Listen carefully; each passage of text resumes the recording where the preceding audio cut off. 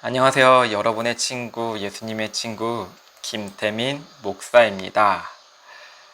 우리가 하나님 말씀을 함께 나눌 때, 하나님의 큰 사랑, 하나님의 좋으신 그 축복을 함께 나누며 나아갔으면 좋겠습니다.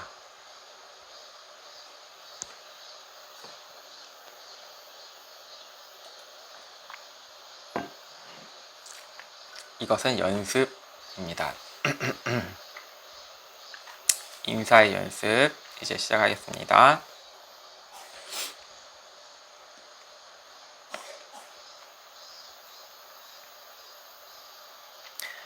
안녕하세요. 여러분의 친구, 예수님의 친구, 김태민 목사입니다. 여러분, 하나님을 믿는다는 것은 무엇일까요? 하나님을 믿는다는 것, 무엇일까요, 도대체? 우리 매주마다 이렇게 하나님 말씀을 나누고 있고, 여러분 각자의 교회에서 예배를 드리잖아요. 하나님 믿잖아요. 하나님 믿으니까 예배 드리죠. 근데 도대체 하나님 믿는 것은 무엇일까요? 우리 하나님을 믿는다고 다양한 정의로 말할 수 있잖아요. 나는 하나님은 이렇게 믿어. 하나님은 믿는 것은 이런 것이야. 우리가 수많은 이야기를 할 수 있어요. 근데 우리 조금 더 생각해 볼게요. 하나님 믿는다는 것은 도대체 무엇일까? 라는 것이죠. 저는 이렇게 여러분과 나누고 싶어요. 하나님을 믿는다는 것은 난 아무것도 할 수 없다는 것, 그것을 인정하는 것이다. 다시 한번 말씀드릴게요. 난 아무것도 할 수 없다는 것을 인정하는 것이다. 아무것도 할 수 없다는 믿음. 너무 지금 살아가는 세상과 상반되죠. 지금 살아가는 세상은 능력이 중요시되잖아요. 자기가 쌓아놓은 스펙도 너무 중요시하고 자산이나 자본, 그것들을 마음대로 움직일 수 있는 그 힘이 대단히 중요하잖아요. 그런데 아무것도 할 수 없는 그 믿음? 너무 어리석어 보이지 않나요? 바울은 이 모습을 향하여서 십자가의 도를 이렇게 무시하고 깔보는 사람들, 그 사람들에게 우리 모습이 되게 어리석고 멍청해 보일지라도 그것은 하나님의 능력이라고 이야기하고 있어요. 근데 무엇이냐면 바로 예수님과 죽고 하나님께서 하실 일들을 바라보는 것이 하나님을 믿는 것이에요. 자, 믿음의 출발이 예수님과 죽었다는 것이잖아요. 믿음의 출발, 나 아무것도 못하는 상태, 바로 죽음이죠. 죽은 사람이 아무것도 못하잖아요. 아무것도 못하잖아요. 제가 장인어른의 그 입관식을 볼 때 그 몇 개월 전만 해도 활발까지 않아도 그래도 일을 하시고 힘도 좋으신 편인지 잘 모르겠지만 힘을 쓰시는 일을 했죠. 그 움직이셨던 분이 죽음 앞에서 아무것도 못 하시더라고요. 우리가 그 입관식을 가보면 아무것도 못하니까 눈물을 흘릴 수밖에 없잖아요. 살아있는 남은 유족들은 아무것도 못해요. 죽으면 아무것도. 살아야 할 수 있다는 것이잖아요. 살아야 있어야 뭔가를 하죠. 살아있으니 자기 뜻대로 하려고 하는 것이잖아요. 살아있으니까. 죽음은 자기의 뜻을 꺾어버립니다. 우리는 예수님 안에 죽었습니다. 그리고 우리를 살리신 분은 하나님이십니다. 그래서 우리는 이것을 믿기 때문에 내가 아무것도 할 수 없다는 것이, 나는 아무것도 할 수 없고 무능력하다는 것, 하나님 없으면 안 된다는 것, 이것이 믿음입니다. 하나님을 믿는 믿음. 히스기야 왕은 아수르 사신에게 하나님을 모욕한 것을 들었죠. 히스기야는 아무것도 할 수 없었어요. 모욕한 제국은 너무 크잖아요. 우리는 그런 인생을 살아가고 있잖아요. 자신의 지혜와 지식으로 이길 수 없었다는 것이죠. 히스기야가 할 수 있다는 것, 아무것도 없죠. 아무것도 할 수 없어서 하나님께 나아가는 것이, 이게 하나님을 믿는 믿음이에요. 1절에 히스기야 왕이 이 말을 듣고는 자기의 옷을 굵은 베옷을 입고 여호와의 성전으로 들어갔다. 베옷은 슬플 때 입어요. 상복이라는 것이죠. 죽음이에요, 죽음.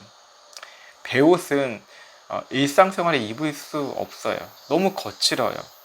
입을 때 따갑고 까슬까슬하고 아프죠. 히스기야 왕은 난 아무것도 못하니 아프다는 것이에요. 그냥 아파하고 우울한 그 상태에 있는 것이 아니에요. 주변의 상황이 악화되었으니까 너무 슬프다. 아무것도 할 수 없어. 여기에 머물러 있으면 우울증이 돼버리잖아요.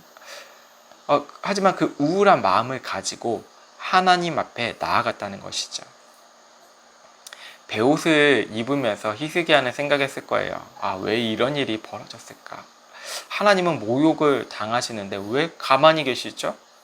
너무 아프다. 내가 회개하지 않는 그 무엇이 있었을까? 우리 백성들이 하나님보다 죄를 사랑해서일까?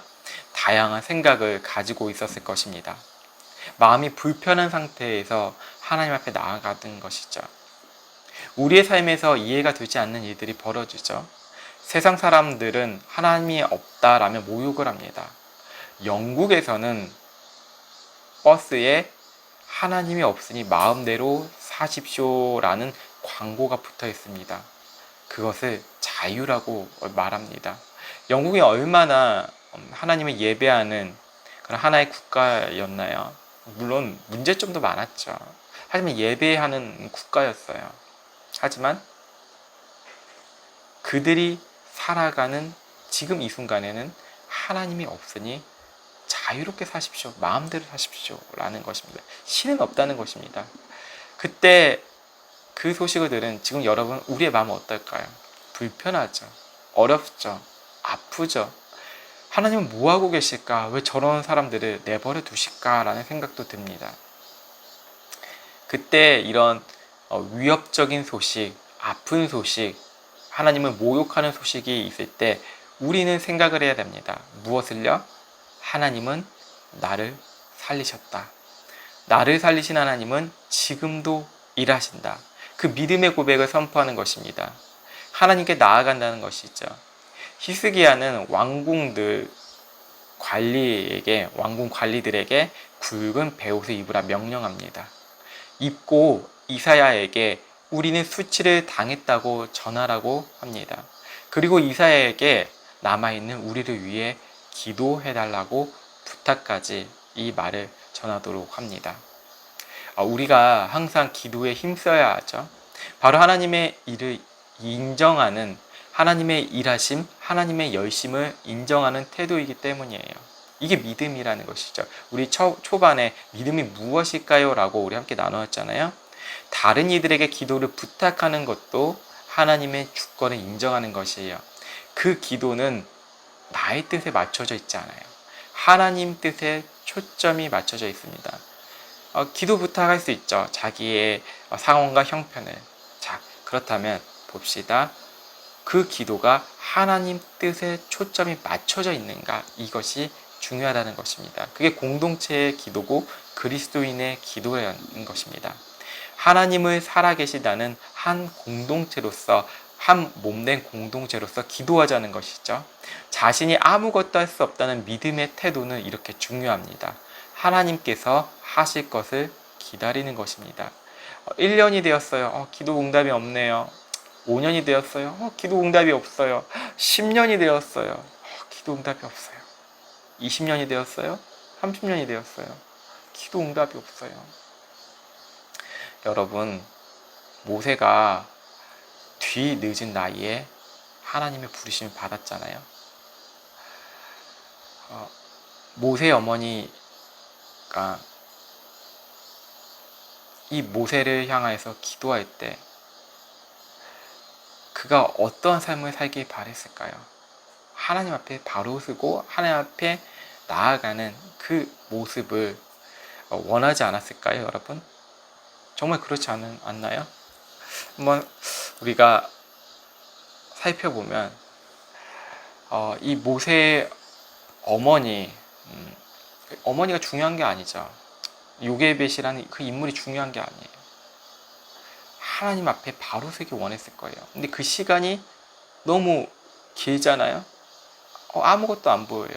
10년, 20년, 30년, 40년. 근데 50년 안 보여요. 아브라함이 분명히 하나님의 약속을 받았죠. 아들을 낳을 것이다 했는데 기다려도 안 보여요. 그것이 바로 기도입니다. 기도를 하면 그러니까 이루어지지 않을 것처럼 보이잖아요. 너무 길어서 하나님의 뜻에 맞춰진 기도. 하나님 언제 이 기도를 응답해 주실 것입니까? 언제 우리에게 다시 회복할 수 있는 그런 부흥을 주실 것입니까? 그것도 기다려야 된다는 것이죠. 기다림이 기도예요. 기다림. 하나님께서 왜 나를 기다리게 하셨을까? 우리는 그 상황에서 두려움을 느껴요. 억울함을 느끼기도 하고 기도해도 되지 않아. 오늘 본문을 보면서 생각해 봐야 됩니다. 이사야는 말합니다. 하나님께서 두려워하지 말라라고 먼저 말씀하셨다고 전합니다. 히스기야의 상황은 생명의 위협을 받고 있습니다. 믿고 있는 하나님도 없다고 아수르는 조롱을 하죠. 영적으로 피폐해지기 딱 알맞은 순간이죠. 세상 사람들이 이야기하지. 야, 하나님 어디 있냐? 네가 그 모양 그 꼴로 사는데 하나님 어디 있냐? 기독교의 현실을 봐봐. 야, 하나님 절대 없어. 야, 없어 아무거나 믿어. 됐어. 나한테 강요하지 마. 얘기도 하지 마. 하나님은 그 순간에 우리에게 두려워하지 말라고 제일 먼저 말씀하십니다. 예수님께서도 제자들에게 두려워하지 말라고 말씀하셨죠. 요한복음 6장에서 배를 타고 간 제자들은 풍랑을 만나게 되죠. 광풍의 위협은 생명을 위태롭게 합니다. 그때 예수님께서는 얘들아 두려워하지 마. 바다 위에서 나야 두려워하지 마 말씀하십니다. 우리의 인생에서 두려움 투성이죠. 하나님은 우리가 아무것도 할 수 없는 상황까지 이끌어 주시고 인도해 주세요. 그리고 말씀하십니다. 두려워 말라. 내가 내 것이라고 여겨지는 것들이 무너지고 있는데요. 처참해 내 뜻이 이루어지지 않고 있어요. 그때도 두려워하지 말라고 말씀하십니다. 두려워하지 말라는 것은 막연하게 하나님께서 함께 하시니 용기를 내야지 애를 쓰는 게 아닙니다. 제가 신혼여행 때 바다 깊이 잠수하는 프로그램에 참여한 적이 있어요. 잠수복을 입었는데 두려운 거예요. 껄끄러웠어요. 어떻게 깊은 곳에 들어가지? 하지만 옆에 있는 잠수를 시켜주는 가이드가 있었거든요. 저는 준비가 안 됐어요. 마음의 준비가. 호흡도 제대로 안 됐고요. 근데 그 가이드가 제 손을 잡고 확 끌어잡고 내려가는 거예요. 언어도 안 통하죠. 물속에서 말할 수도 없죠. 그냥 끌고 가버리더라고요. 무슨 말도 못했어요. 그냥 잡고 내려가요. 그때 저는 무엇을 보게 되냐면 바다 깊은 곳을 보게 되었어요. 두려워하지 말라는 것도 하나님이 계속 붙잡고 이끌어가고 계신다는 거예요. 미래가 너무 불안해요. 너무 힘들어요. 그래요. 너무 우리 미래가 불안하잖아요. 불편하고. 어떻게 살아야 되지? 많이 모아야 되나? 돈과 동맹을 해야 되나? 자본과 동맹을 해야 되나? 이런 생각이 들었잖아요. 우리의 의와 노력으로 방향이 정해지는 것이 아니라는 것이죠. 하나님이 전적인 손을 붙들고 우리를 이끌고 가신다는 것입니다. 그리고 우리는 보게 되죠. 이 산지를 내게 주시옵소서라는 복음의 선포를 하게 돼요. 내가 할 수 없던 것을 하나님께서 보여주신 거예요. 이게 믿음입니다. 이사야는 또 말합니다. 7절에 보라 내가 그에게 영을 씌어서 그가 뜬 소문을 듣고 자기 나라로 돌아갔다가 자기 땅에서 칼에 맞아 쓰러지게 하겠다. 영이 씌었다는 것은 혼돈된 상태를 뜻합니다. 혼돈된 곳은 하나님이 없다고 믿는 상태입니다. 정신없는 세상이죠. 정신없는 세상은 각종 소문을 믿습니다. 각종 소문들이 서로에게 짐을 지우죠. 소문은 서로를 믿을 수 없는 하나의 사회로 만들어버립니다. 하나님을 거짓되다고 소문을 내는 그 사회가 맞습니다. 사내립은 하나님은 거짓되다라는 소문을 퍼뜨리고 다니죠. 자기 권력을 과시하는 교만함도 있었고요. 그는 그 거짓된 소문으로 인해서 오히려 소문을 냈잖아. 하나님 없어. 이렇게 소문을 냈다가 자기 칼에 죽는다고 이사야는 하나님의 말씀을 전합니다. 히스기야의 태도에서 우리는 믿음을 볼 수 있죠. 그는 알았던 것입니다. 자신이 이 자리에 있던 것, 내가 아무리 왕이라도 아무것도 할 수 없다. 하지만 이 상황까지 처해진 것도 하나님의 일하심이 분명히 있을 것이다 라는 것이죠. 자신은 아무것도 할 수 없는 존재라는 것, 거대한 제국, 사내림이라는 그 존재를 통해서 더 뼈저리게 알았다는 것이죠. 그가 할 수 있었던 것은 기도였습니다. 예언의 편지를 살펴보는 것이죠. 하나님이 미리 준비하시고 행하신다는 것을 보게 된 것입니다. 예언의 편지가 여기 있고 히스기야는 기도를 한 것이죠. 히스기야는 성전으로 올라갔어요. 그 편지를 펼치고 하나님과 대화하러 간 것입니다. 이 모습이 바로 자신의 주장이 틀렸다는 것을 인정하는 태도예요. 그는 이집트와 동맹을 맺었죠. 하나님을 신뢰하지 않은 것이죠. 우리도 그렇잖아요. 다른 것에 더 하나님보다 의존하고 싶은, 다른 것과 더 동맹을 맺고 싶어 하잖아요. 한편으로는 하나님을 신뢰하지 않는 것이죠. 동맹을 통해 악수를 막으려고 한 것이죠. 우리가 하나님의 말씀을 보는 것, 정말 바른 설교가 있잖아요. 정말로 바른 설교는 내가 틀렸다는 것을 보게 하는 것이에요. 나는 틀렸다. 아무것도 할 수 없다. 베드로가 하나님의 말씀을 선포할 때 어떤 일이 일어났죠? 우리 어떻게 해야 됩니까? 들은 청중들은 우리 이제 어떻게 해야 됩니까? 어떻게 살아가야 됩니까? 라고 질문을 했어요. 무엇이죠? 나는 틀렸다는 것입니다. 하나님의 말씀을 지식으로 쌓기만 하면 소용없어요. 그것은 성경을 박물관에 있는 문서로 취급하는 것이에요. 지식으로 교만한 사람들 있죠. 성경적 지식으로 교만한 사람들 있어요. 참 많아요. 목사, 장로 가릴 것 다 없어요. 초신자 말할 것 다 없어요. 하나님의 말씀을 박물관 지식으로 생각하는 사람들 너무나 많아요. 이것이 무슨 태도냐면 살아있는 하나님의 말씀을 인정하지 않고 종교적 태도로 하나님의 말씀을 인정하는 것이에요. 하나님 말씀 그렇더라. 내가 봤던데 소용없어. 야, 내 인생은 내 거야. 하나님 말씀 하나님 알아서 하라 그러고. 성경을 펼치고 내 생각이 틀렸다는 것을 믿음으로 나아가는 것입니다. 우리는 우리 뜻을 먼저 생각하지 하나님의 뜻을 생각하지 않습니다. 우리는 하나님의 말씀을 보고 들음으로써 우리 자신이 틀리다는 것은 인정하며 나아가야 된다는 것이죠. 우리가 틀렸다는 것은 자기 자신을 부인한다는 것이에요. 그리고 예수님을 따르는 것이에요. 몰락하지 않을 것 같은 사내립은 그 끝에 자신들의 아들들에게 살해당합니다. 하나님의 말씀의 예언이 이루어졌죠. 하나님의 말씀이 이루어진 것입니다.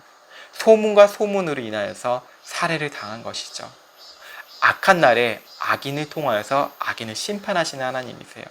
그것도 이 사내립이 낳은 아들들을 통해서 말입니다. 세상은 입과 입으로 소문을 내고 시기하고 경쟁하고 빼앗습니다. 몰락하지 않을 것 같은 사내립은 자신의 아들들에게 살해당합니다. 하나님의 말씀이 이루어진 것이죠. 소문과 소문으로 인해서 살해를 당한 것이죠. 그것도 아들들에게 말입니다. 세상은 입과 입으로 서로 시기를 하고 경쟁하고 다투고 마음을 아프게 하죠. 말로 상처 주잖아요. 거짓된 소문 퍼뜨리잖아요. 거짓된 말로 사람을 죽이기도 하잖아요. 이게 세상의 말이라는 것입니다. 이 세상의 말 가운데 하나님이 없다는 것을 여러분 더 믿으시겠습니까? 이런 거짓된 사람들이 하나님 없어. 네 마음대로 살아. 자유롭게 살아. 이게 바로 사내립의 모습입니다. 우리 그것을 듣고 실망할 필요 없고 낙담할 필요 없습니다. 왜? 하나님의 말씀은 다 이루어지고 있고 이루어졌고 이루어질 것이고 다 우리에게 다가올 것이라는 것입니다. 결론입니다. 하나님의 말씀은 처음부터 끝까지 다 이루어졌습니다.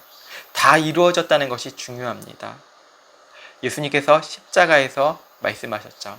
다 이루었다. 다 이루었다는 것은 처음부터 완성된 계획이 있다는 것이고 그 완성된 계획이 이루어졌다는 것입니다. 여러분 주변에 완성된 계획으로 태어난 사람이 있습니까? 전혀 없어요. 그래서 다 후회하면서 살아가요. 하지만 하나님의 말씀은 순결하고 신실하고 정결하고 너무너무나 깨끗해서 그 계획은 다 이루어집니다. 사람은 악으로부터 계획을 시작하지만 하나님은 공의로 하나님의 말씀을 이루신다는 것이죠. 그 완전한 공의가 하나님 앞에 상달되는 그 공의가 예수님이 십자가에서 죽으신 그 처절한 사랑의 사건이라는 것입니다. 여러분 믿으십니까? 무엇을 믿죠? 나는 할 수 없고 하나님은 하신다.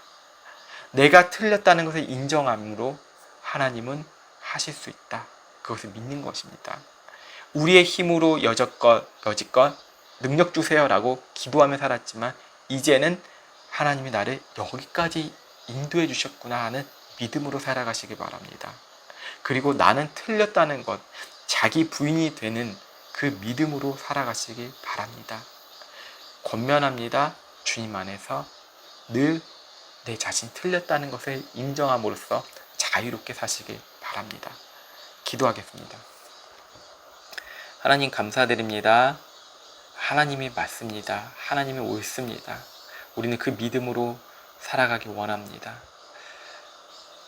내가 잘 되지 않고 세상 사람들이 보기에는 별로고 하찮아 보이고 끝나 보이고 아무런 존재도 아닌 것처럼 보일지라도 우리는 복음으로써 자유함을 그리스도인들이 얻기 원합니다.